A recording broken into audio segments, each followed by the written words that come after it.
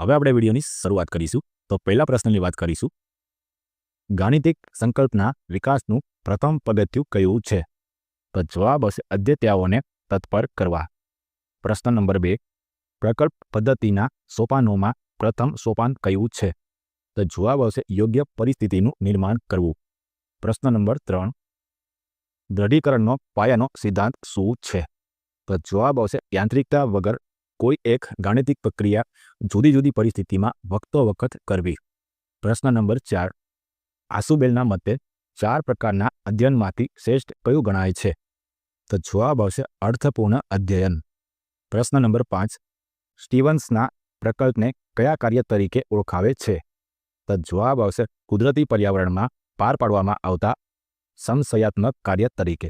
પ્રશ્ન નંબર 6, હોટનું પૂરું નામ હાયર ઓર્ડર થિંકિંગ પ્રશ્નોમાં કયા પ્રકારના પ્રશ્નો ઓછા હોય છે? તો જવાબ આવશે યાદશક્તિ આધારિત પ્રશ્નો ઓછા હોય છે. પ્રશ્ન નંબર 7, ગણિત કેવો વિષય છે? તો જવાબ આવશે તર્કબદ્ધ, ક્રમબદ્ધ અને સાતત્યપૂર્વક વિષય છે. પ્રશ્ન નંબર 8, ગણિતમાં કઈ 4 મૂળભૂત ક્રિયાઓનો સમાવેશ થાય છે? તો જવાબ આવશે સરવાળા, બાદબાકી, ગુણાકાર અને ભાગાકાર. આ 4 મૂળભૂત ક્રિયાઓનો સમાવેશ થાય છે. પ્રશ્ન નંબર 9, ગાણિતિક જ્ઞાનમાં મુખ્ય 2 સ્વરૂપો કયા છે? તો જવાબ આવશે સાંકલ્પનાત્મક જ્ઞાન અને કાર્ય પ્રણાલીગત જ્ઞાન. પ્રશ્ન નંબર 10, ગણિત શિક્ષણ દ્વારા વિકાસ પામતા 2 મુખ્ય ગુણો કયા છે? તો જવાબ આવશે ચોકસાઈ અને એકાગ્રતા. પ્રશ્ન નંબર 11, ગણિત શિક્ષણ દ્વારા વિકાસ પામતી 2 શક્તિઓ કઈ છે? તો જવાબ આવશે નિર્ણય શક્તિ અને તર્ક શક્તિ. પ્રશ્ન નંબર 12, ગણિત શિક્ષણ દ્વારા વિકાસ પામતા 2 મુખ્ય કૌશલ્યો કયા છે? તો જવાબ આવશે ગણન અને માપન. તે આના 2 મુખ્ય કૌશલ્ય છે. પ્રશ્ન નંબર 13, ભૌમિતિક આકારોનું સૌંદર્ય શેમાં રહેલું છે? તો જવાબ આવશે તેમાં રહેલી સ્વપ્રમાણતામાં રહેલું છે. પ્રશ્ન નંબર 14, કઈ શ્રેણીને કારણે મધુપૂડામાં અને સૂર્યમુખીમાં ફૂલમાં સૌંદર્ય વધે છે? તો જવાબ આવશે ફિબોનાકી શ્રેણીના કારણે. પ્રશ્ન નંબર 15, સંકલ્પનાત્મક જ્ઞાન એટલે શું? તો જવાબ આવશે સંકલ્પનાની સમજ સાથેનું જ્ઞાન. પ્રશ્ન નંબર 16, કયા જ્ઞાનમાં અદ્યતા યાંત્રિક રીતે સમસ્યા હલ કરી શકે છે? તો જવાબ આવશે કાર્ય પ્રણાલીગત જ્ઞાનમાં. પ્રશ્ન નંબર 17, સંકલ્પનાના ઉદાહરણરૂપ પદાર્થોના લક્ષણો કેટલા પ્રકારના હોય છે? તો જવાબ આવશે 2 પ્રકારના હોય છે. તેમાં અનિવાર્ય લક્ષણ અને ચલ લક્ષણ. પ્રશ્ન નંબર 18, ત્રિકોણની સંકલ્પનાના માટેની અનિવાર્ય શરતો કેટલી છે? તો જવાબ આવશે 3 અનિવાર્ય શરતો હોય છે. પ્રશ્ન નંબર 19, શુદ્ધ અપૂર્ણાંકની કિંમત કેટલી હોય છે? તો જવાબ આવશે 1 થી ઓછી હોય છે. પ્રશ્ન નંબર 20, અશુદ્ધ અપૂર્ણાંકની કિંમત કેટલી હોય છે? તો જવાબ આવશે 1 થી વધારે હોય છે. પ્રશ્ન નંબર 21, અધ્યાપન કાર્ય દરમિયાન શિક્ષક કેન્દ્રમાં રહેવાને બદલે કોણ કેન્દ્રમાં રહેવો જોઈએ? તો જવાબ આવશે બાળક કેન્દ્રમાં રહેવો જોઈએ. પ્રશ્ન નંબર 22, વિદ્યાર્થી કેન્દ્રી અભિગમની હિમાયત કયા વિદ્વાનોએ કરી હતી? તો જવાબ આવશે પેસ્ટોલોજી, મોન્ટેસરી, ફોબેલ અને ગાંધીજીએ હિમાયત કરી હતી. પ્રશ્ન નંબર 23, આગમન પદ્ધતિને અંગ્રેજીમાં શું કહેવાય છે?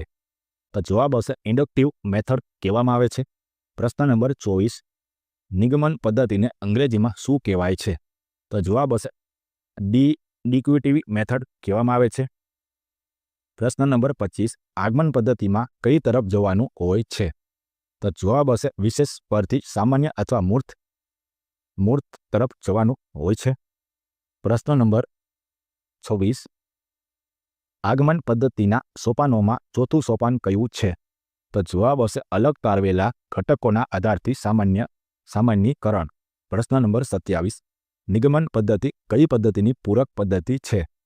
તો જવાબ હશે આગમન પદ્ધતિની. પ્રશ્ન નંબર 28, નિગમન પદ્ધતિમાં કઈ તરફ જવાનો મૂળ વિચાર હોય છે? તો જવાબ આવશે અમૃત તરફથી મૂર્ત તરફ જવાનો. પ્રશ્ન નંબર 29, નિગમન પદ્ધતિના સોપાનોમાં પ્રથમ સોપાન કયું છે? તો જવાબ આવશે વિદ્યાર્થી સમક્ષ સૂત્ર, નિયમ અને સિદ્ધાંતની રજૂઆત.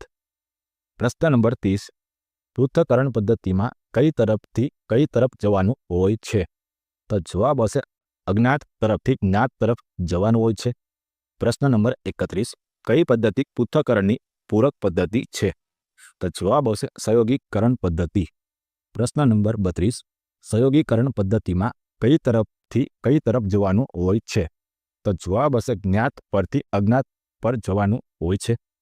પ્રશ્ન number 33, all the highest intellectual performance of mind is analysis આ વિધાન કોનું છે? તો જવાબ આવશે થોર્નડાયકનું આ વિધાન હતું. પ્રશ્ન નંબર 34, કઈ પદ્ધતિ શિક્ષક કેન્દ્રીય પદ્ધતિ છે? તો જવાબ આવશે નિદર્શન પદ્ધતિ. પ્રશ્ન નંબર 35, સામાન્ય રીતે ધોરણ 1 થી 5ના મોટાભાગના એકમ શીખવવા કઈ પદ્ધતિ ઉપયોગી છે? તો જવાબ આવશે નિદર્શન પદ્ધતિ. પ્રશ્ન નંબર 36, કઈ પદ્ધતિ વિદ્યાર્થી કેન્દ્રી છે અને તેમાં શિક્ષકની ભૂમિકા માર્ગદર્શક તરીકેની હોય છે? તો જવાબ આવશે પ્રયોગ પદ્ધતિમાં. પ્રશ્ન નંબર 37, પ્રયોગ પદ્ધતિ કયા સિદ્ધાંત પર આધારિત છે? તો જવાબ આવશે ક્રિયા દ્વારા અધ્યયન, અવલોકન દ્વારા અધ્યયન અને મૂર્ત પરથી અમૃત તરફ આધારિત હોય છે. પ્રશ્ન નંબર 38, પ્રકલ્પ એ બંને ત્યાં સુધી કુદરતી પર્યાવરણમાં કરવામાં આવતી સહેતુક પ્રવૃત્તિનો એક ઘટક છે. આ વિધાન કોનું છે? તો જવાબ આવશે ડોક્ટર કિલપેટ્રિકનું આ વિધાન હતું. પ્રશ્ન નંબર 39, ગણિતમાં શીખેલી બાબતોને કાયમી બનાવવા માટેની ઉપયોગી પ્રવૃત્તિ કઈ છે? તો જવાબ આવશે દઢીકરણ કાર્ય. પ્રશ્ન નંબર 40, દઢીકરણ કાર્ય કેવું હોવું જોઈએ? તો જવાબ આવશે પ્રેરણાદાયી, વિવિધતાભર્યું અને ટૂંકા સમયનું હોવું જોઈએ. પ્રશ્ન નંબર 41, કાગળ પેન્સિલની મદદ વગર ઝડપી પરિણામ મેળવવાની પ્રક્રિયાને શું કહે છે? તો જવાબ આવશે મૌખિક કાર્ય કહે છે. પ્રશ્ન નંબર 42, મૌખિક ગણનથી વિદ્યાર્થીઓમાં શું કેળવાય છે? તો જવાબ આવશે એકાગ્રતા કેળવાય છે. પ્રશ્ન નંબર 43, અધ્યાપનમાં નો પ્લાનિંગ નો ગેઇનિંગ પછીની કહેવત કઈ છે? તો જવાબ આવશે ગુડ પ્લાનિંગ હાલ્ફ સક્સેસ. પ્રશ્ન નંબર 44, શિક્ષકે સંકલ્પના સારી રીતે સમજાવવા ઉદાહરણો ક્યાંથી શોધીને રજૂ કરવાના હોય છે?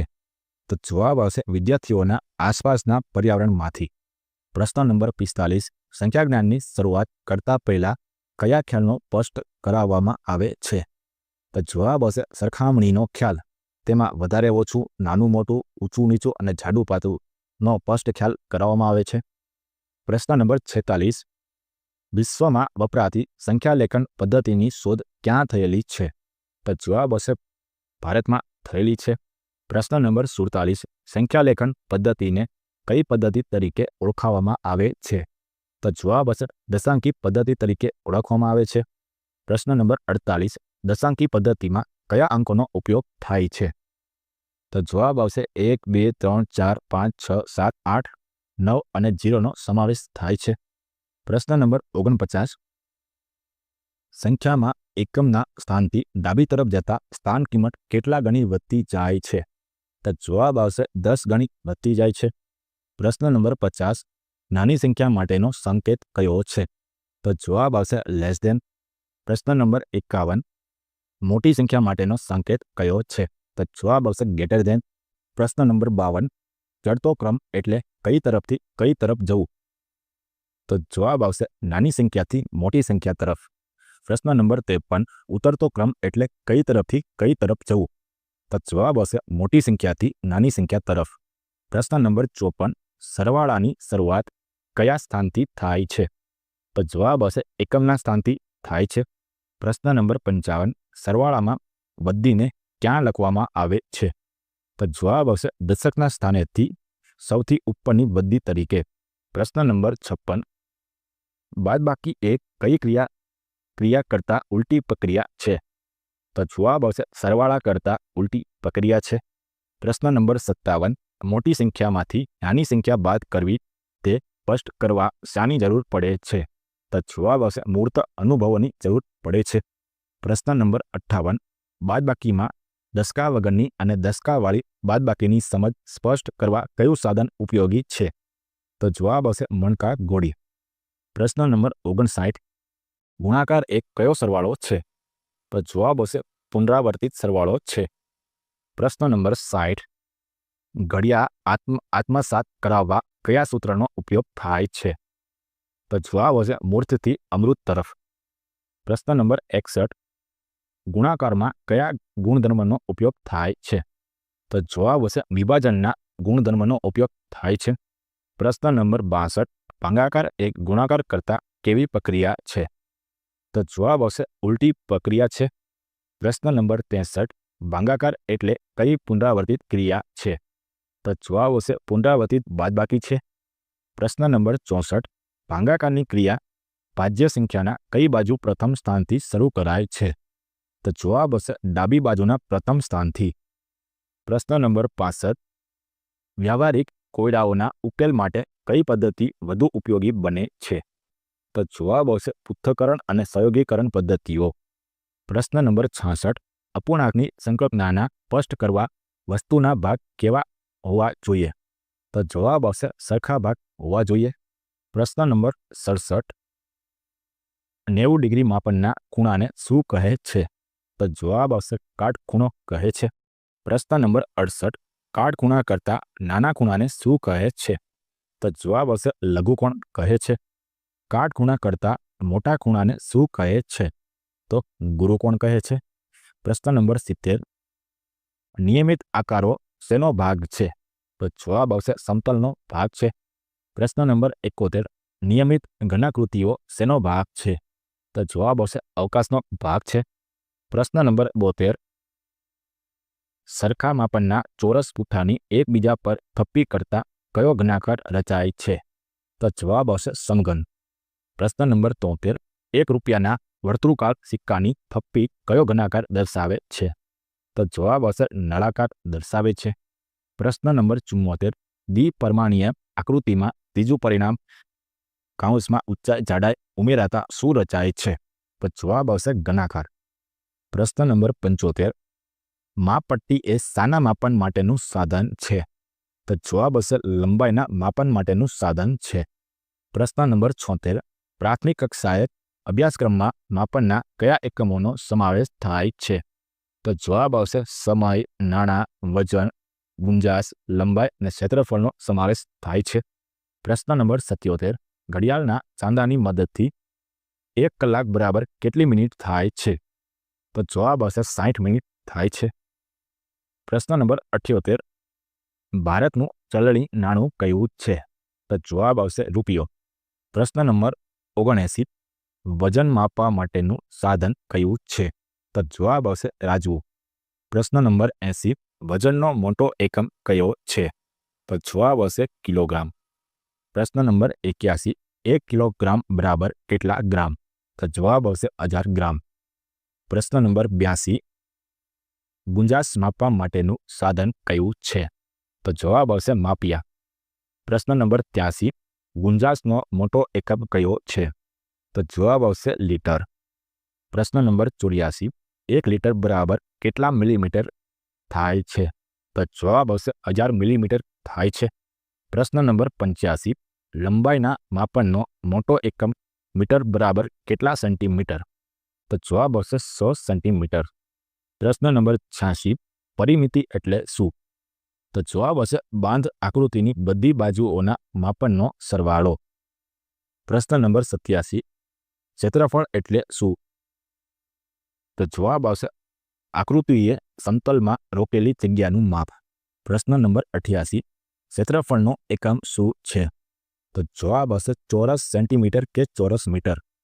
પ્રશ્ન નંબર 89 જ્ઞાનના બે સ્વરૂપ ક્રિયાત્મક જ્ઞાન અને હકીકતલક્ષી જ્ઞાન કોણે આપ્યા છે?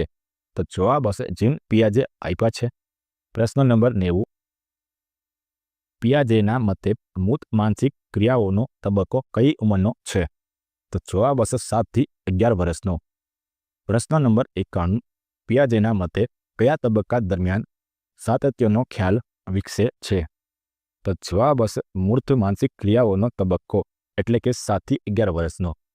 પ્રશ્ન નંબર 92 જેરોમ બ્રુનરે ગણિત શીખવતી વખતે કેટલા પ્રકારની સામગ્રીના ઉપયોગ પર ભાર મૂક્યો છે? તો જવાબ હશે 3 પ્રકારની, તેમાં મૃત, અર્ધમૃત અને અમૃત સામગ્રી. પ્રશ્ન નંબર 93 અધ્યાપક દ્વારા વ્યાખ્યાન દરમિયાન અધ્યતામાં કયા પ્રકારનું અધ્યયન થાય છે? તો જવાબ આવશે ગ્રહણશીલ અધ્યયન. પ્રશ્ન નંબર 94. આસુબેલની દૃષ્ટિએ સમસ્યા ઉકેલ એ કયા પ્રકારનું અધ્યયન છે? તો જવાબ આવશે શોધ અધ્યયન. પ્રશ્ન નંબર 95.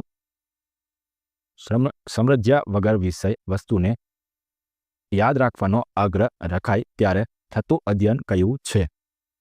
તો જવાબ આવશે ગોખણિયું અધ્યયન. મૂલ્યાંકન પ્રક્રિયા કેવી રીતે ચાલુ હોય છે તે રેમસ અને ગેગેના મતે જણાવો. તો જવાબ આવશે સતત ચાલુ હોય છે.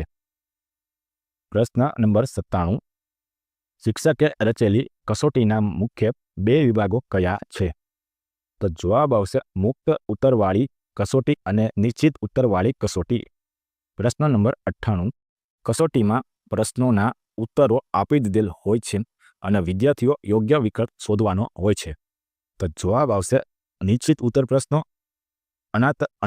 અનાત્મલક્ષી પ્રશ્નો અને વર્ણિ પ્રકારના હોય છે. પ્રશ્ન નંબર 99. ગાણિતિક કૌશલ્યોના મૂલ્યાંકન માટે કયા પ્રકારના પ્રશ્નો રચવા પડે છે? તો જવાબ આવશે ક્રિયા કરી શકે તેવા પ્રશ્નો, જેમ કે ખૂણો દોરવો, માપન કરવું.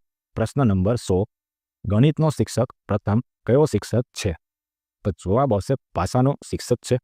જો મિત્રો તમને આ વિડીયો પસંદ આવ્યો હોય તો વિડીયોને લાઇક, ચેનલને સબસ્ક્રાઇબ અને કોમેન્ટ બોક્સમાં કોમેન્ટ કરીને જરૂરથી જણાવજો.